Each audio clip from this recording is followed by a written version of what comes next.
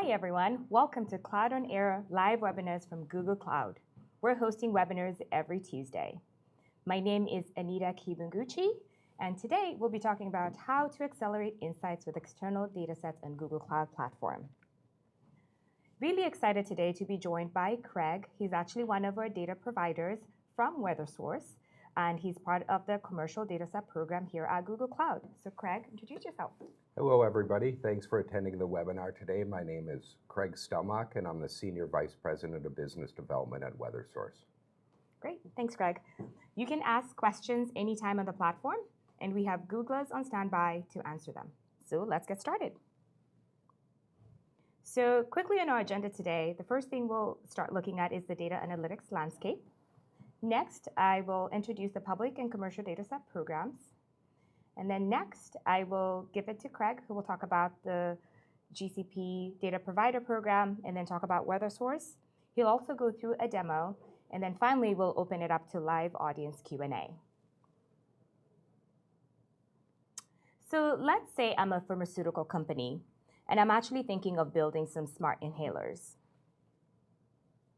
And the idea behind this is that I want to predict when asthma triggers occur, right? And the first thing I'm sure you will start thinking about is that these smart inhalers definitely need to have some sensors embedded on them. And part of these sensors, as you can think about it, will start collecting a lot of patient data. They'll be collecting a lot of frequency of attacks, how much usage is being done, so medication usage, patient vitals. If you think about it too, if we were to do some type of predictive analytics, then we'll need some form of weather data. You know, if we're looking at temperature, allergens in the air. And then, of course, we'll need some data from disease surveillance data, region-specific data, and then even just a virus outbreak data, right?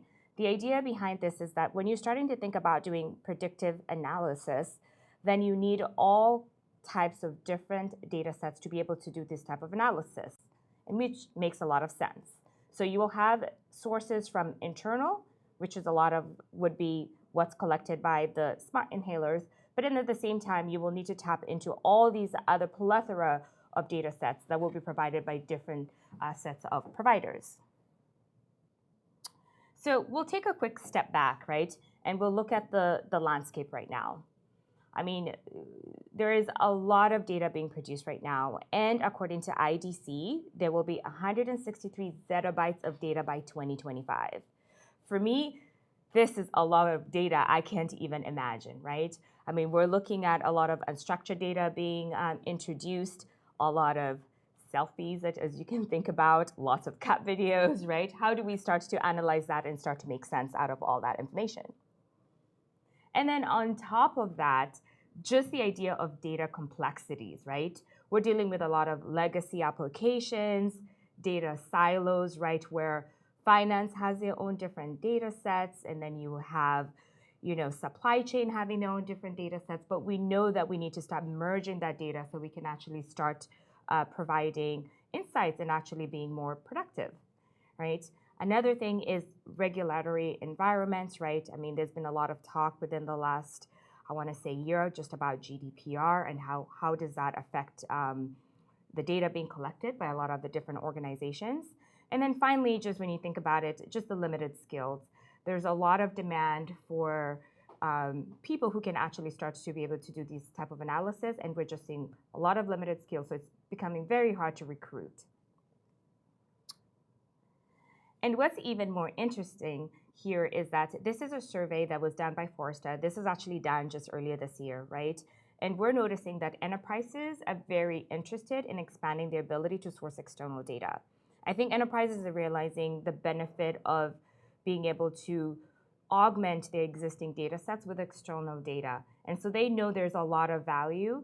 And how do we now start bringing that data to these enterprises so that they can actually start to get more out of this?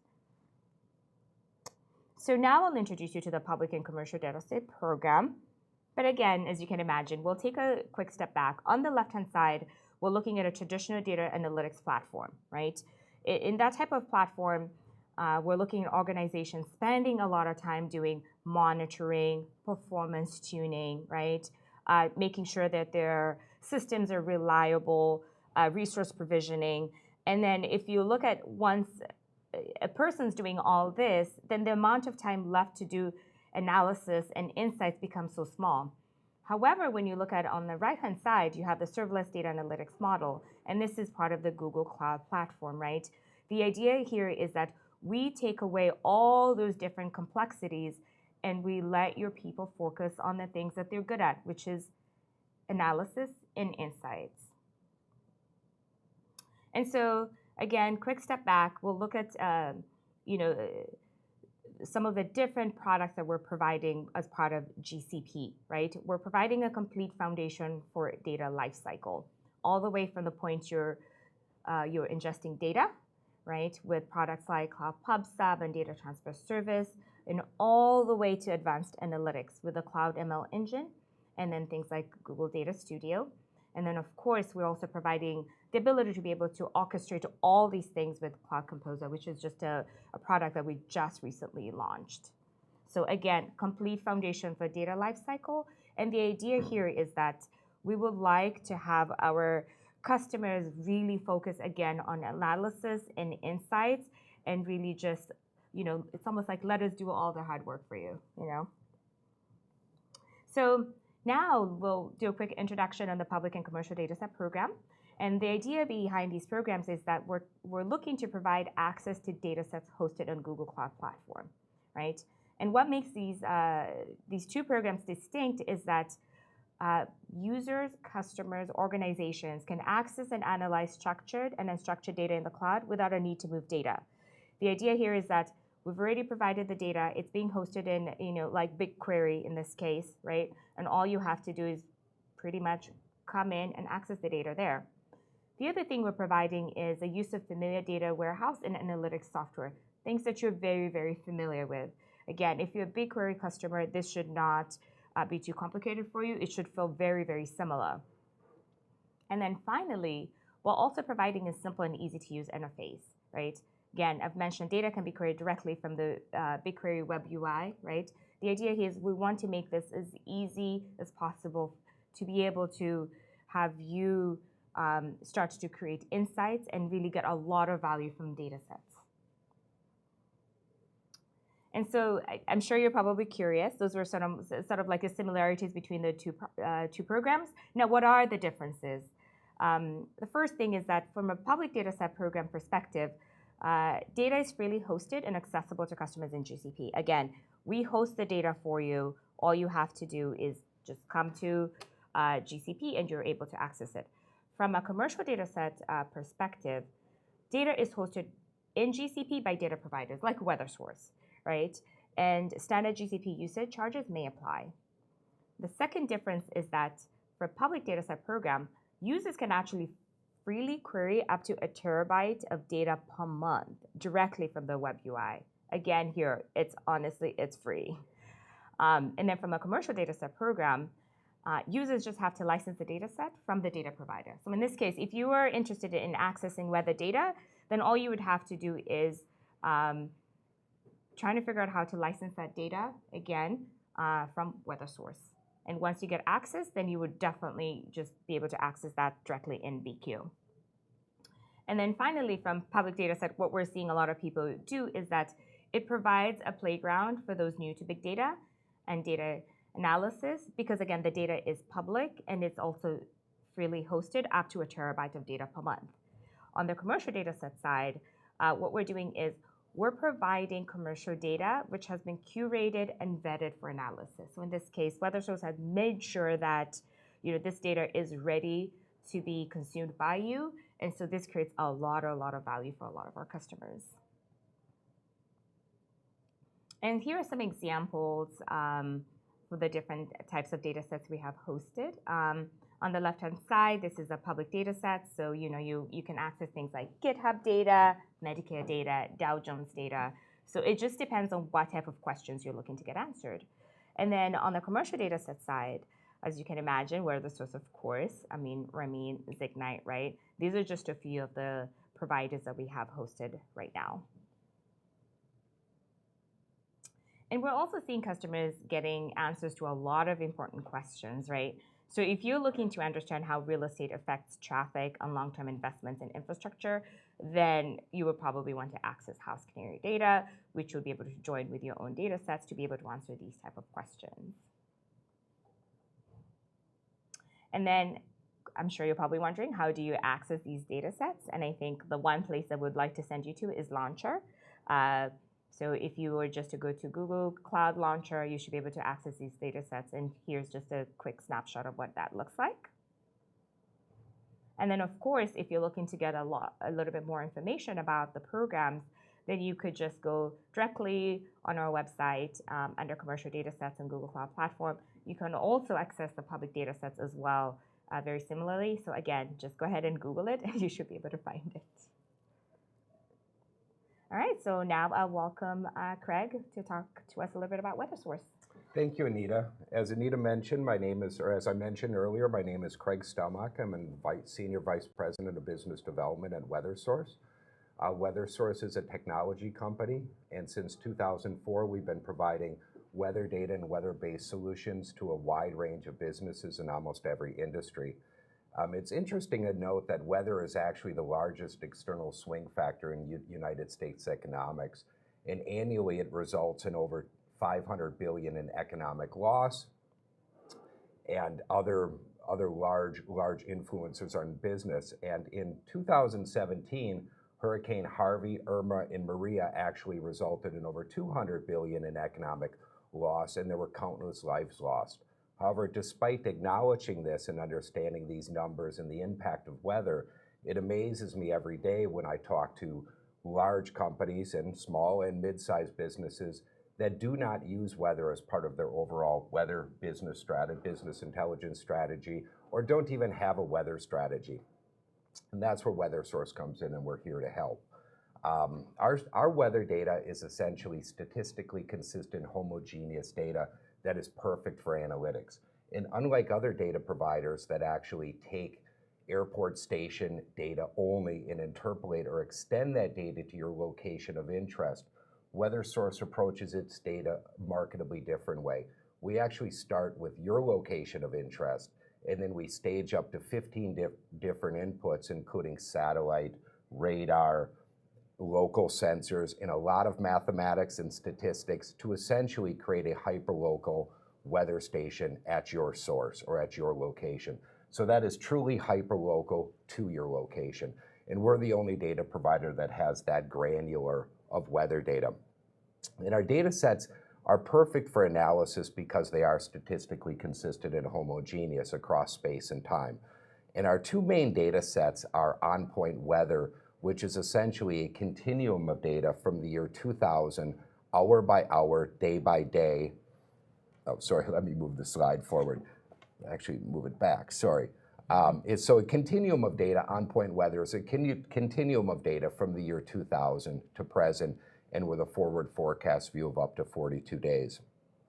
On-point climatology is another data set, and that is essentially the statistics of weather over time. So that's going to offer such valuable information as what is normal or average weather for any location at any point in time, which would be your mean, and what are your departures from normal? That's your standard deviations.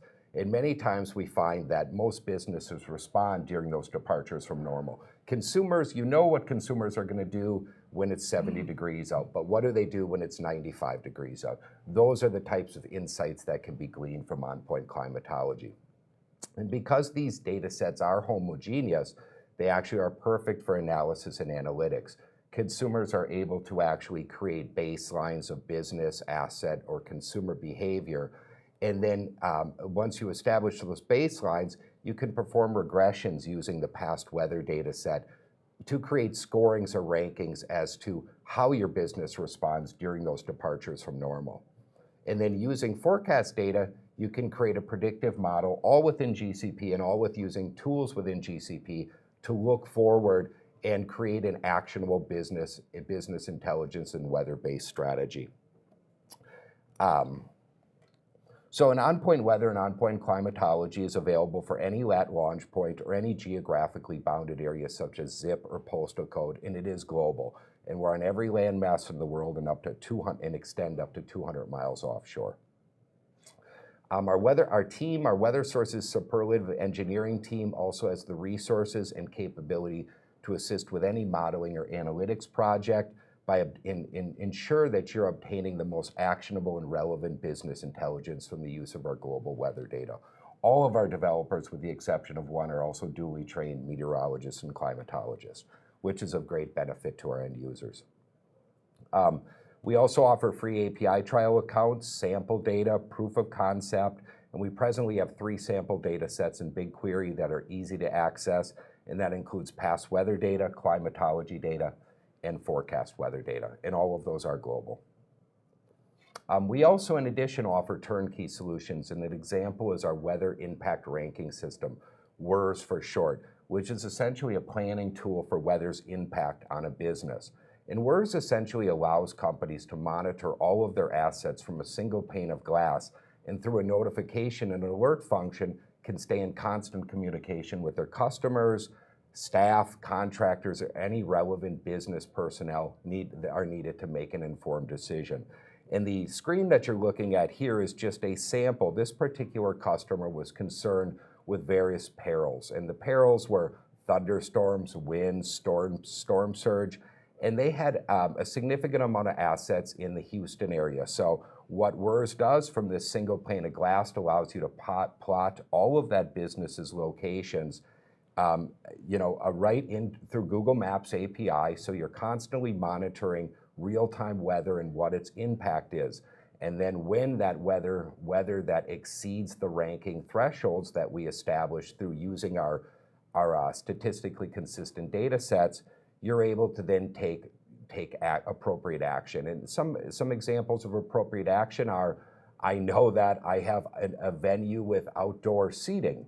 If I see hail present itself, I'm probably not going to have staff coming in to work the outdoor seating area because I'm not going to have customers using that area of my business. So it's a great tool. So we have the soup to nuts, which is we have the data, we have the middle, which is the analytics ability to assist with the modeling project, and then we have full-blown solutions that actually ingest your data and perform all the analysis for you and monitor actively and in real time.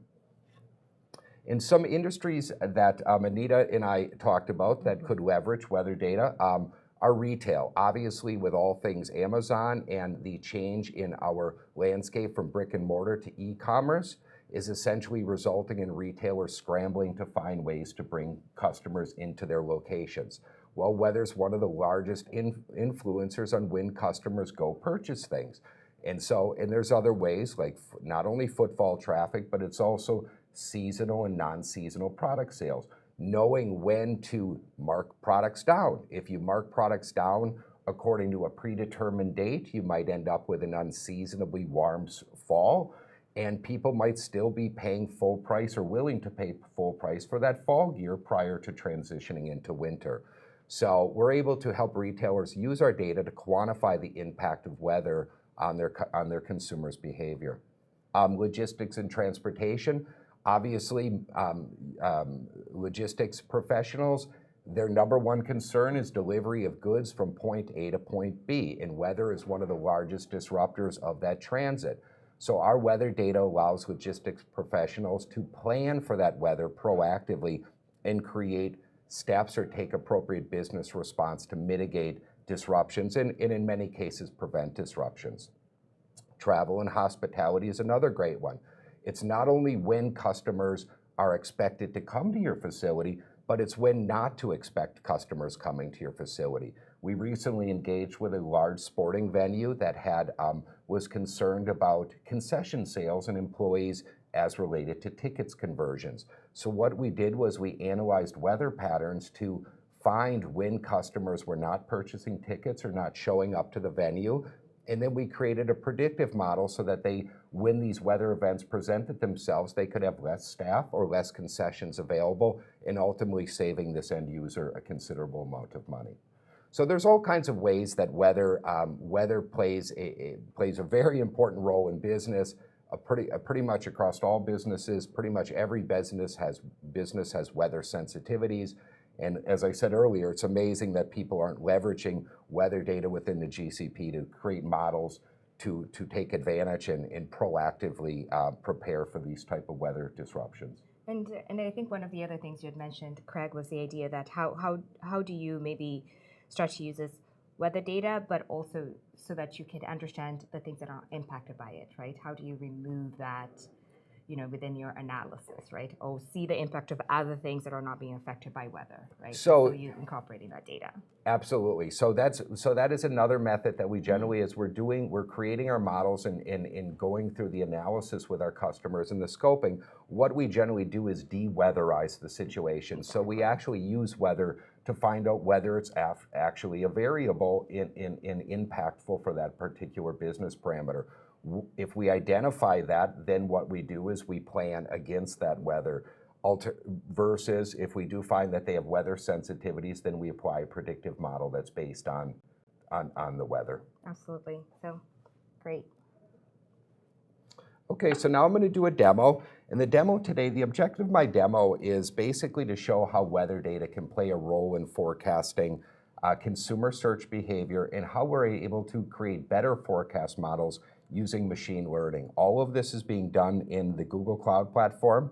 And I'm a sales guy, so you'll see how easy it is, and I'm hoping to produce some meaningful results for you.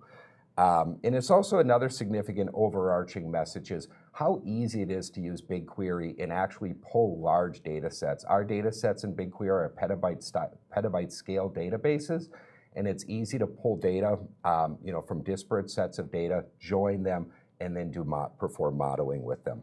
And for this particular demo, actually, so I'm going to have to go to my screen. One sec, please. So now I'm bringing up my Google Cloud platform. And for this particular demo, and I've already preloaded some things so you don't have to be bored with me loading things. But I launched this through Google Cloud Launcher, and I'm right now in the Google Cloud platform. And I use I'm using Google Trends search data, and I use 3 weather-sensitive search terms. And I used air conditioners, flu, and snow tires. And I used 3 weather values, and those weather values were feels like temperature, precipitation, and snowfall.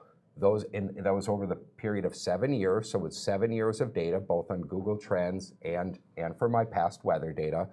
And I'm using the entire state of Massachusetts, where I'm based, as my DMA, or designated market area.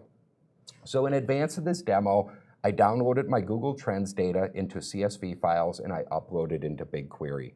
And so now I'm basically, I launched my Google Compute instance, and what you're looking at now is essentially I'm going to open my Data Lab instance. So very simply, I activate my Cloud Shell, which is going to give me my command prompt. And this was the delay I'm talking about, so sorry.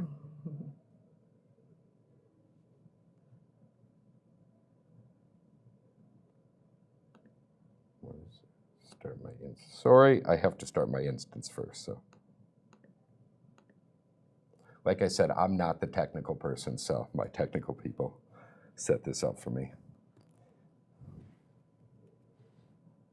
Still starting.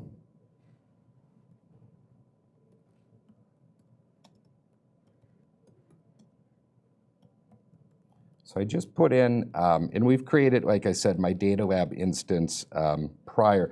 And Data Lab is actually a full lifecycle workbench that allows you to analyze, visualize, and manipulate data, including creating learning models all within GCP. So very, very robust application.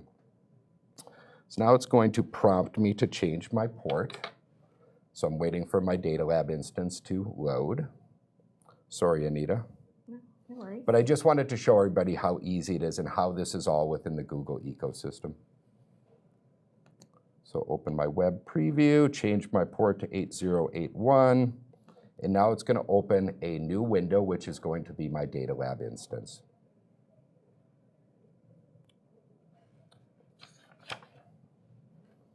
So maybe you can tell people what to expect. So now it's opening up my Jupyter notebook. And Jupyter is essentially also found within the GCP.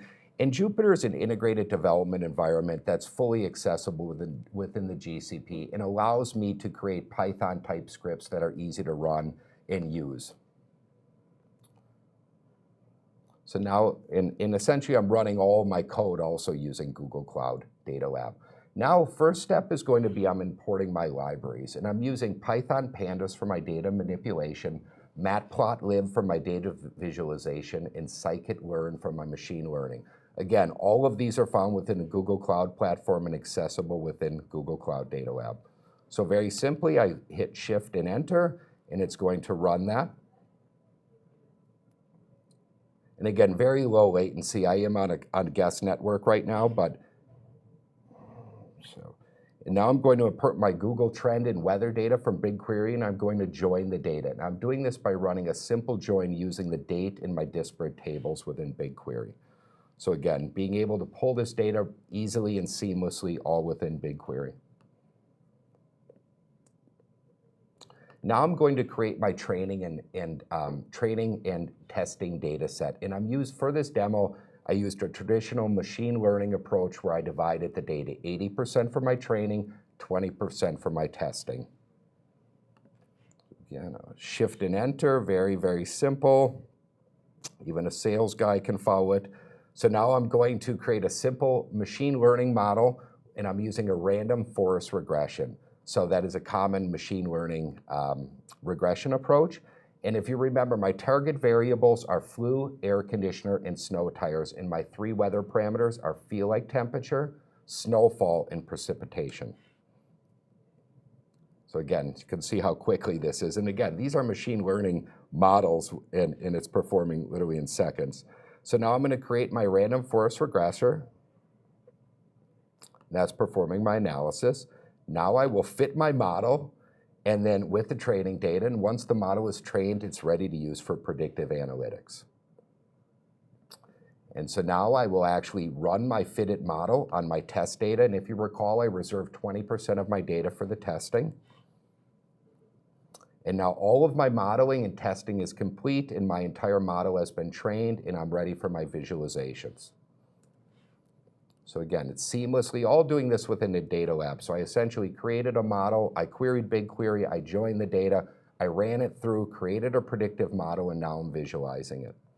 So as you can see, what you're looking at here is the Google trend in the predicted value is the green, and the blue is the actual true Google data. So as you can see, even with this relatively simple exercise, a lot of these, you see very, very strong correlations between obviously consumer search behavior and weather.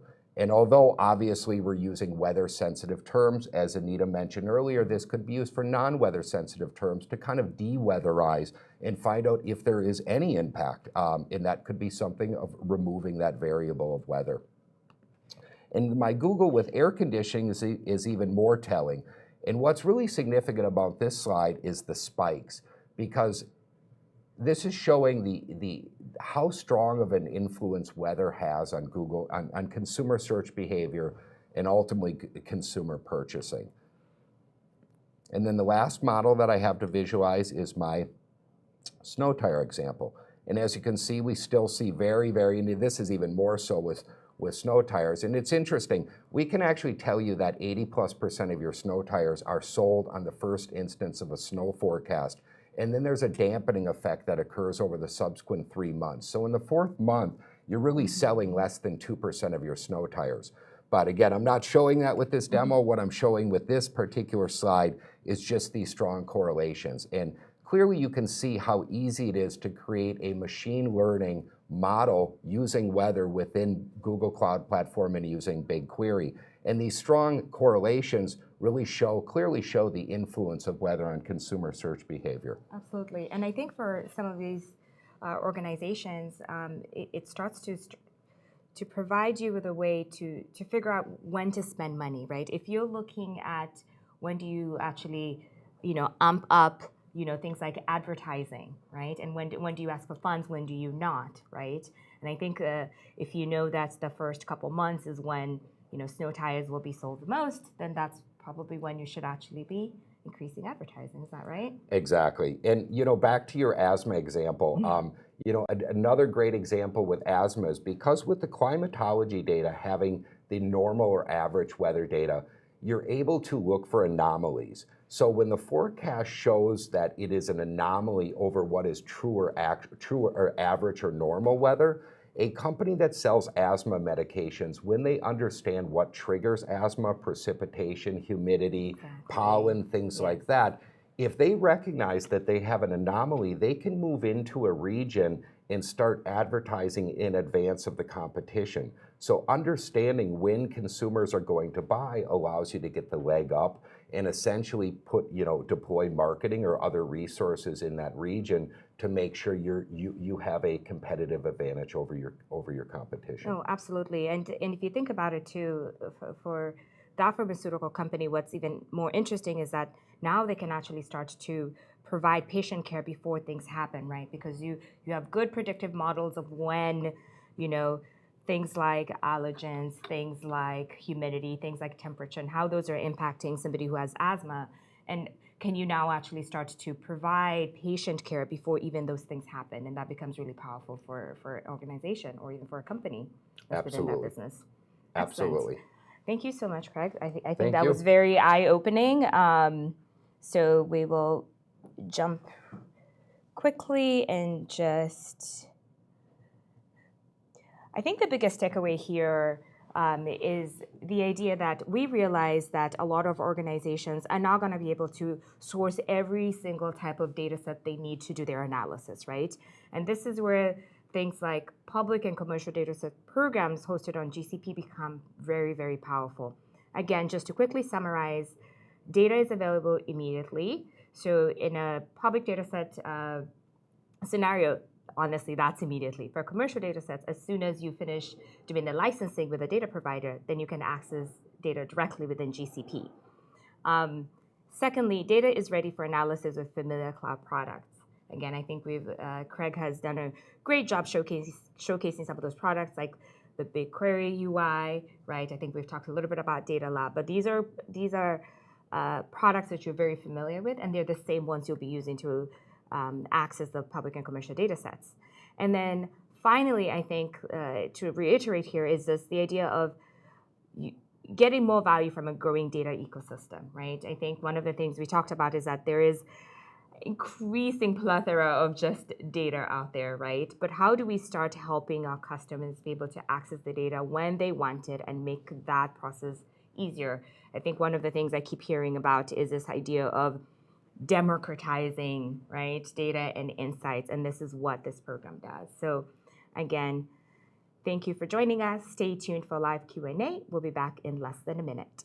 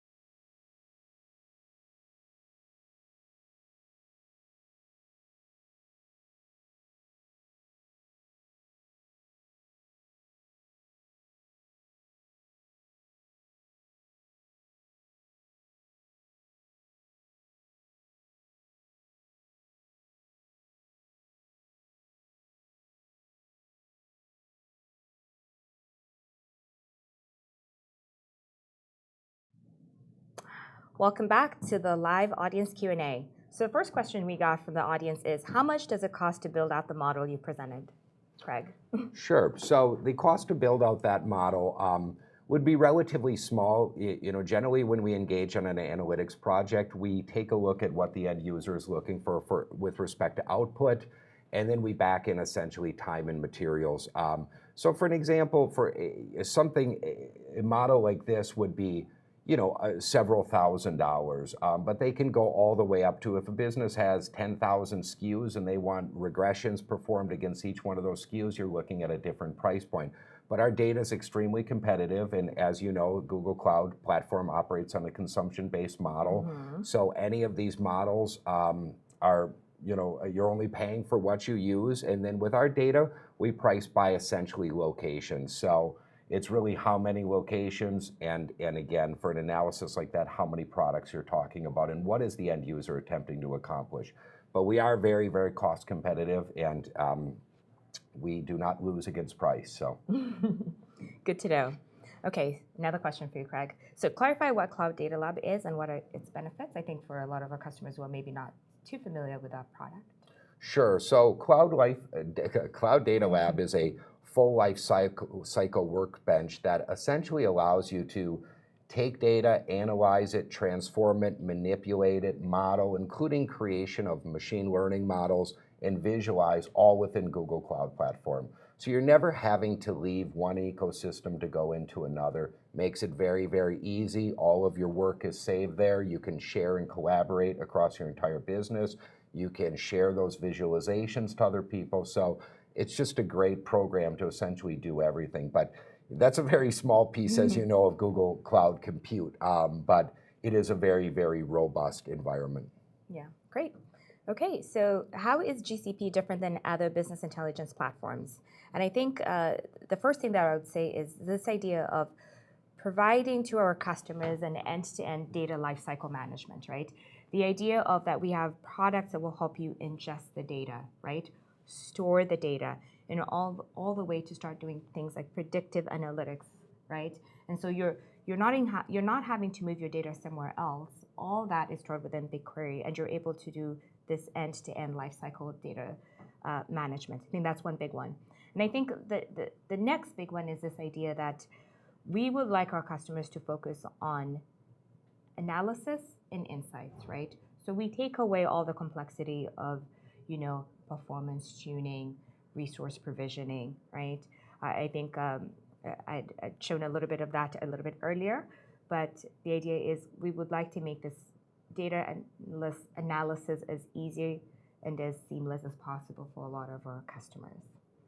All right, so last question is, how easy is it to get started doing predictive analytics? What do you think, Craig? Well, it's not very easy, but obviously, and it's not very easy to actually work with weather data because there's a lot of nuances with weather data. So analytics is hard, predictive analytics is hard. Adding weather data adds a level of complexity. But again, weather source is in the GCP, Google Cloud Platform resources are also, there's a ton of resources available to help you get started. And so Weather Source has the capabilities to help you get moving on any type of predictive analytic project, as does the support reps for Google Cloud Platform. So, great. Thank you so much for watching. Please tune in next Tuesday for the next Cloud on Air.